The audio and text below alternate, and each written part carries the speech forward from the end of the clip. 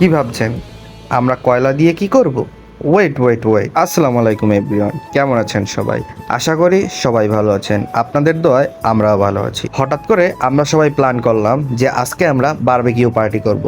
তাই যেই বলা সেই কাজ। এখন বুঝতে পারলেন আমরা কয়লা দিয়ে আসলে কি করব? দেখতে পাচ্ছেন আমাদের বন্ধু রাহাত এখানে আমেরিকান মুরগিটাকে সুন্দরভাবে ধুয়ে মুছে কেটে নিচ্ছে। যেহেতু বারবিকিউ বানাতে অনেক সময় লাগবে, তাই আমরা সবাই মিলে ক্রিকেট খেলার জন্য প্রস্তুতি নিচ্ছিলাম। দেখতে পাচ্ছেন এখানে আমার পিঠে নাম্বাটিং করা হচ্ছে। হঠাৎ প্ল্যান করে কোনো কিছু করার ভিতর একটি অন্যরকম মজা থাকে।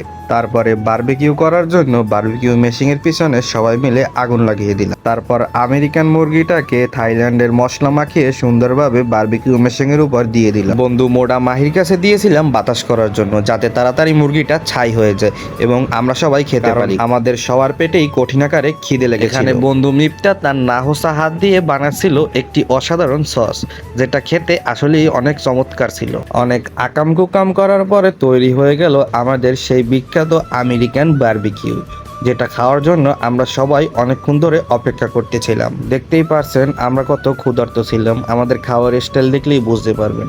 বিশেষ কথা বলতে গেলে বন্ধু মিপ্তার হাতের সসটা ছিল অসাধারণ। হঠাৎ দেখা হয়ে গেল উগান্ডার এক বন্ধুর সাথে, যে কিনা মনের খুশিতে খাচ্ছে। খাওয়া দাওয়া শেষ, সোনার বাংলাদেশ। আজকের ভিডিওটা এই পর্যন্তই। পরবর্তী ভিডিও পাওয়ার জন্য অপেক্ষা করুন। ধন্যবাদ।